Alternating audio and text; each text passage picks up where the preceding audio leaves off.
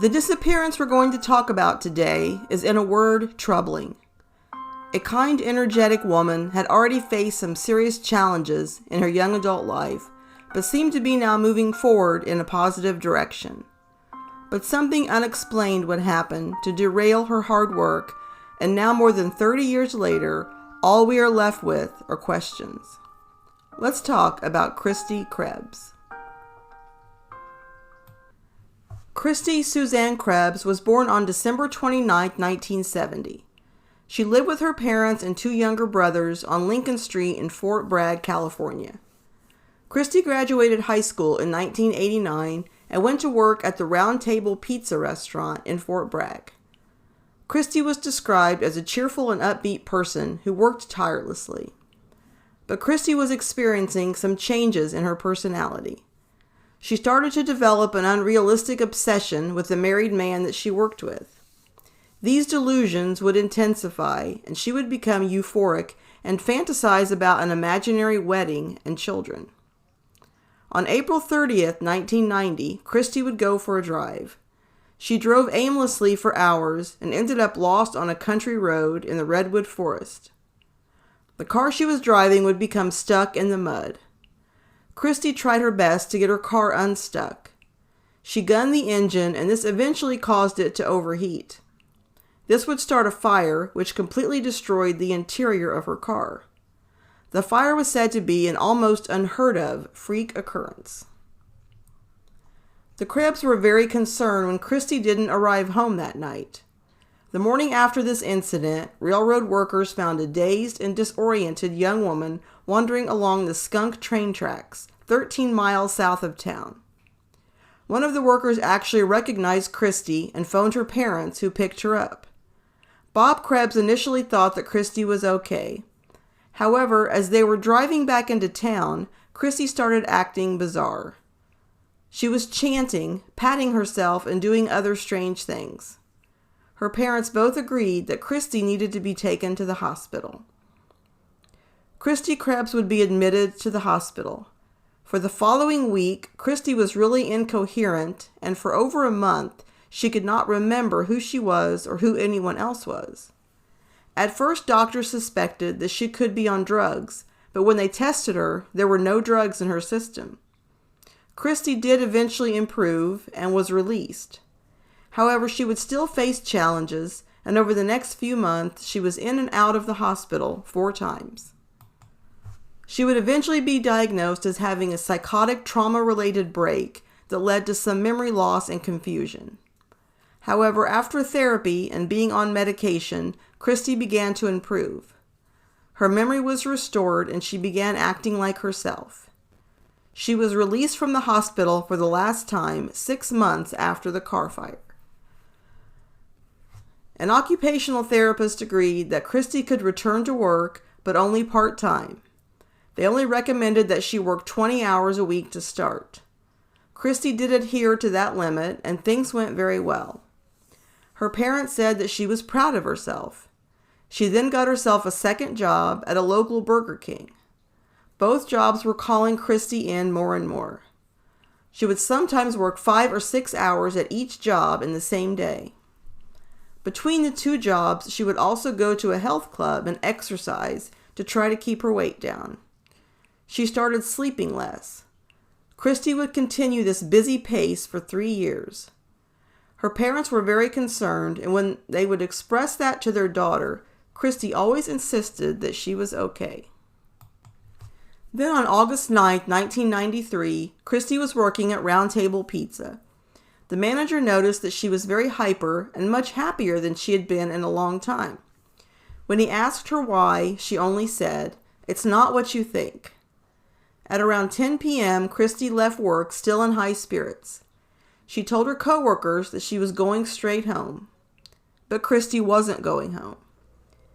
Next, Kristi was seen in the parking lot of a nearby public beach in McCarraker State Park, north of Fort Bragg.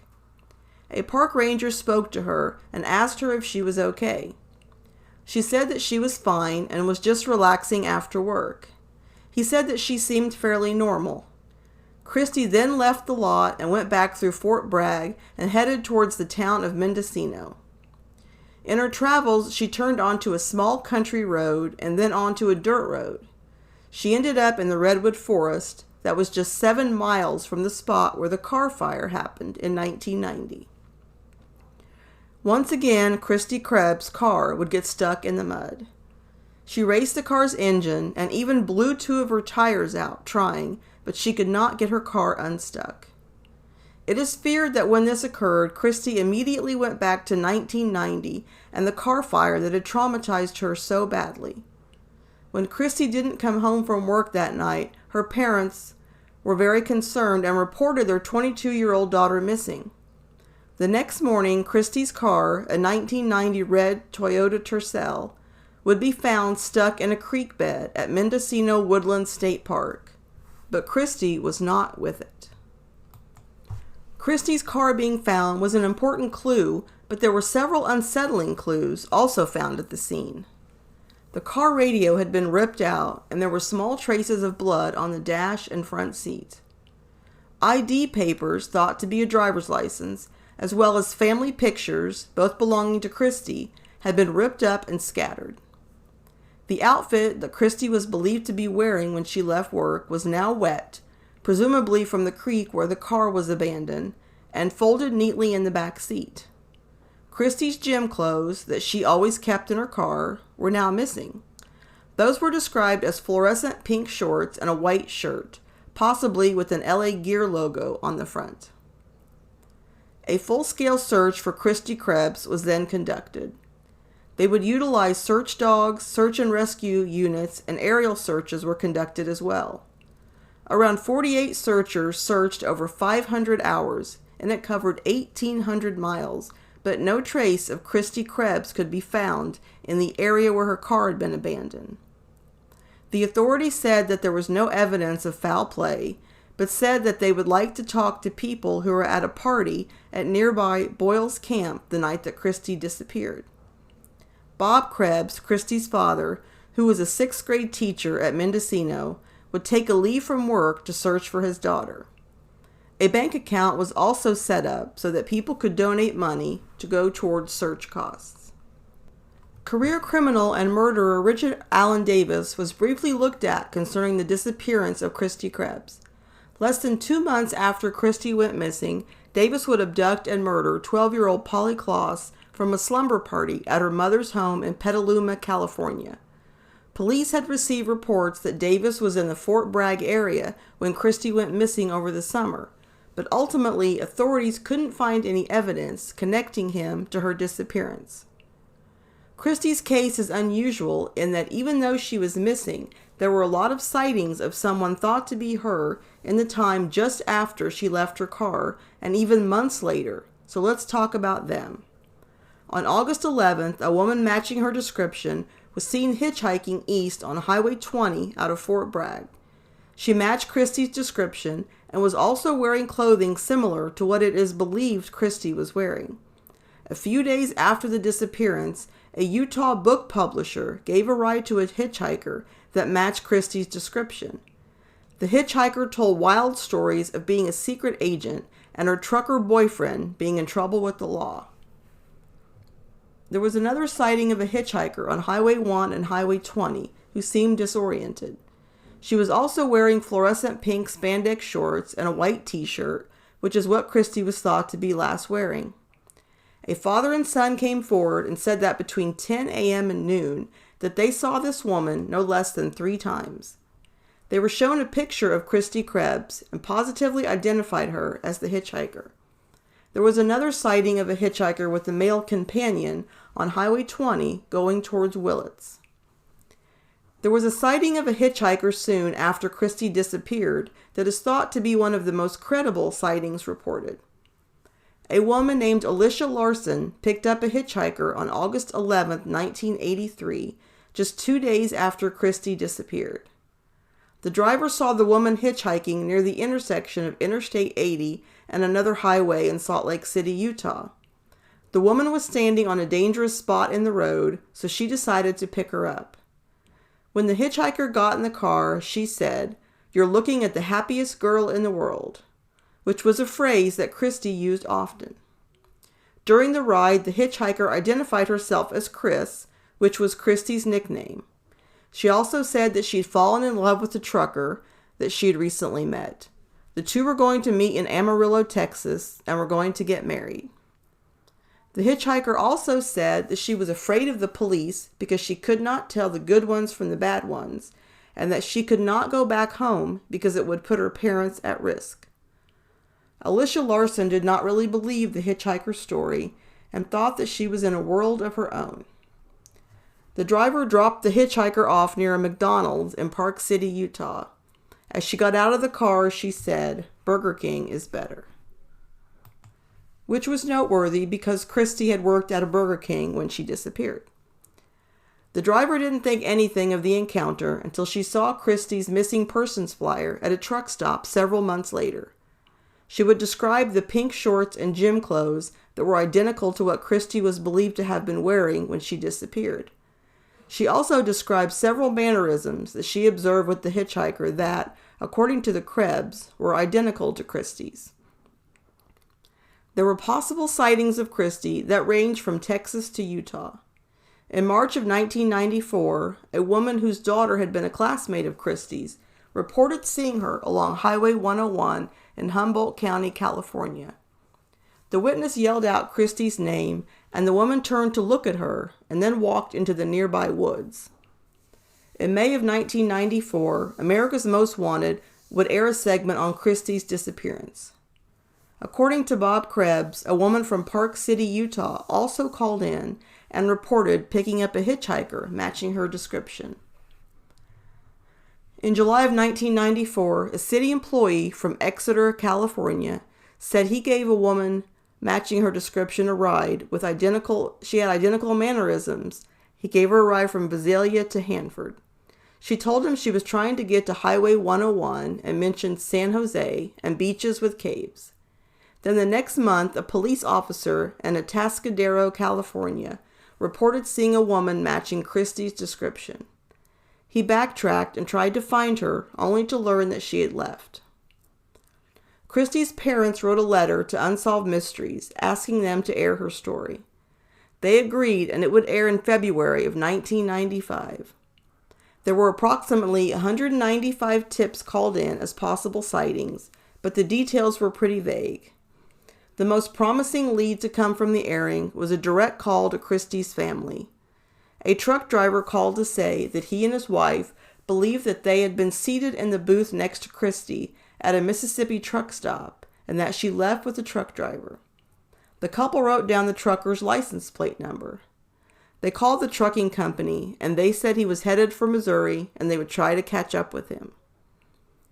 On the Unsolved Mysteries segment, there was an interesting account of a possible sighting of Kristi by an off-duty highway worker named Mike Case. He would explain that he picked up a hitchhiker on June 30th, 1994, near Visalia, California. This was about 300 miles south of where her car had been abandoned and about 11 months after her disappearance. He remembered that the woman did not have it all there. At first he thought that maybe he was under the influence of drugs, but the more he talked to her, the more he felt that she was in a world of her own. Mike Case would spend about 90 minutes with the hitchhiker in his truck. He noticed 2 slash marks on her wrist and inquired about it. The woman answered that she had had a breakdown and also said that she had a boyfriend who was not very nice. She also told him some things that would ring true for Kristi's parents as sounding like their daughter. These are talking about a boyfriend who seemed fictional, a desire to visit San Jose, where she once had relatives, and her love of the ocean. He would drop the young hitchhiker off at an intersection near Hanford, California. From there, she could easily hitchhike to the beach if she wanted to. A week after his encounter with the memorable hitchhiker, he read an article in a trucker's magazine about Kristi's disappearance. He contacted Kristi's parents, and they sent him photographs. After looking through several of them, he is certain that the woman he picked up was Kristi Krebs.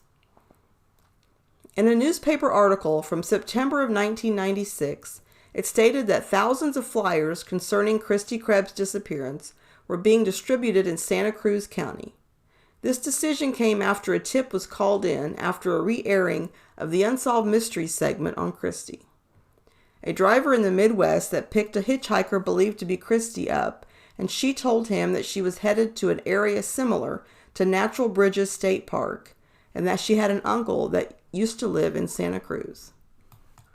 Sadly, there really isn't much of anything out there about Kristi Krebs in the last few decades. An occasional article where her parents are interviewed, and they are still hopeful that they can get the answers as to what happened to their only daughter. I tried to reach out to Kristi's parents, but was unsuccessful. I also submitted a FOIA request to the Fort Bragg Police Department, but it was denied due to it being an open case. Now as for my thoughts on this disappearance. I don't feel like what happened those first few days are in much dispute. Kristi had battled mental issues in the past and had gotten through them and improved. Then she began to be overworked and started acting manic, and once again her car got stuck. Whether her mind was clear or not, I do believe that Kristi left her car that night alone and willingly. I believe the sighting by Alicia Larson was in fact Kristi. So many things matched up, including her description of what Kristi was wearing, which is the gym outfit that she kept in her car that went missing with her, and it had not been reported in the media at the time. It's really hard to know if the other sightings were accurate, but I tend to believe that most of them, around the initial time of her disappearance anyway, were Kristi. So we knew that Kristi did survive for a while, and although seemed to be showing signs of her mental illness, example that some described her as being in her own world, she seemed to be functioning well and was aware enough to be hitchhiking and probably had an idea in mind of where she wanted to go. I have watched the interview with Mike Case on Kristi's segment on Unsolved Mysteries countless times. I always thought that he seemed genuine and just assumed that the sighting was Kristi. If it was in fact her, then that is a good sign, because it means that she had survived on her own for close to a year, basically on the streets and hitchhiking, which is a bit surprising.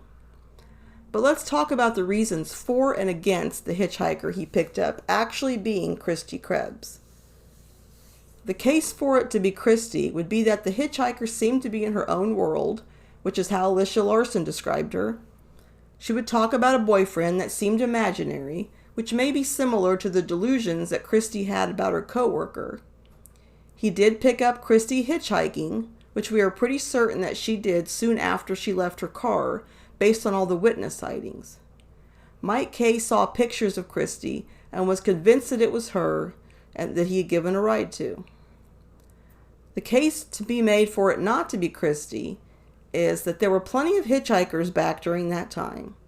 The specific things she talked about are pretty vague and could be true of many people, such as a boyfriend, love of the ocean, and wanting to go to San Jose. Kristi was a nice-looking woman, but nothing about her appearance really stood out. Meaning a 5'2" white female with light hair and blue eyes could describe many women. Also, maybe it just hadn't been revealed, but there was never anything mentioned in descriptions of Kristi about her having slash marks on her wrists, unless that was something that had happened after she disappeared.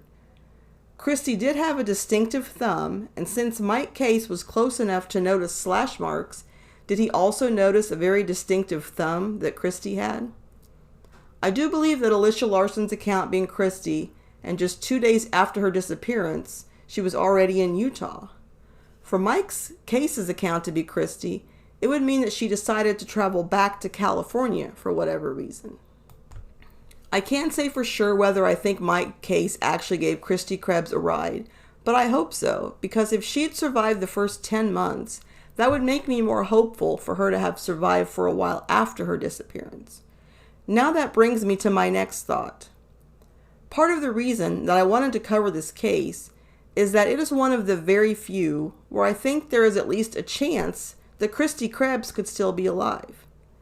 This case is unique in that we almost have a window into the days after she disappeared. Even though it appears that Kristi was struggling with reality, she seemed pleasant and had enough presence of mind to hitchhike and seemed to have an idea of where she wanted to go. Perhaps I'm being too hopeful, but I envision a scenario where maybe Kristi did once again get the psychiatric help that she needed, and perhaps once again she was prescribed the medication that helped her after the first incident. She may have been able to lead somewhat of a normal life, and maybe even met someone and started over. I can't see any reason why Kristi would not reach out to her family, as they seem very loving and supportive, unless of course she no longer remembers them. Unless she feels that she is protecting them for whatever reason. But either possibility is sad.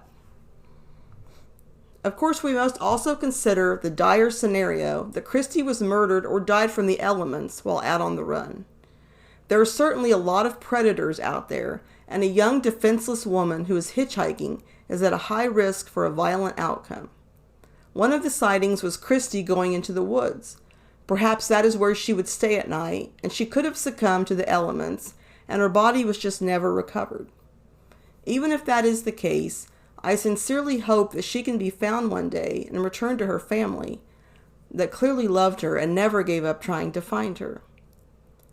There are several specific things listed in describing Kristi Krebs, and I want to mention them in case anyone has had contact with her over the years.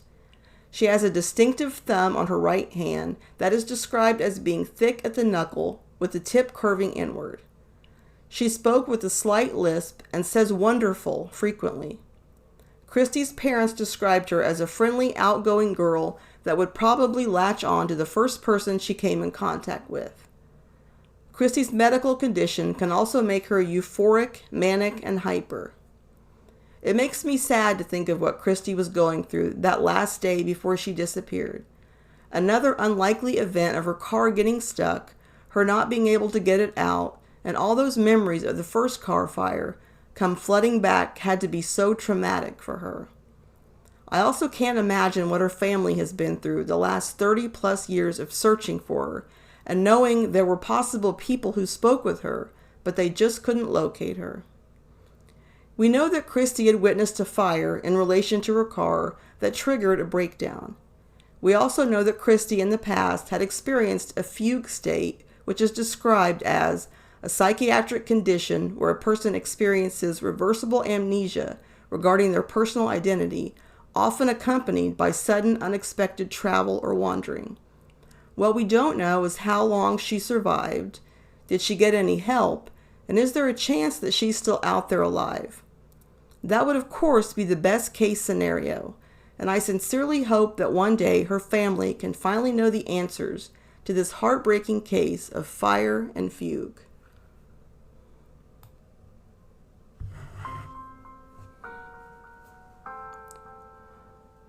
That concludes my podcast on Kristi Krebs. If you enjoyed it, please leave me a rating or review where you listen to your podcast. You can find me on Spotify, Amazon Music, Apple Podcasts, iHeartRadio, YouTube, and YouTube Music under one word, Lost and Found Podcast. You can read all of my original articles as well as find links to my most recent podcasts on my website at Lost and Found Blogs. I also have social media pages under that name on Facebook, X, and Instagram. I have a Patreon channel where I also cover lesser-known missing persons cases that you may have never heard of. You can reach me via email at lostandfoundpodcast@yahoo. And remember that cold cases stay cold because their story stops getting told.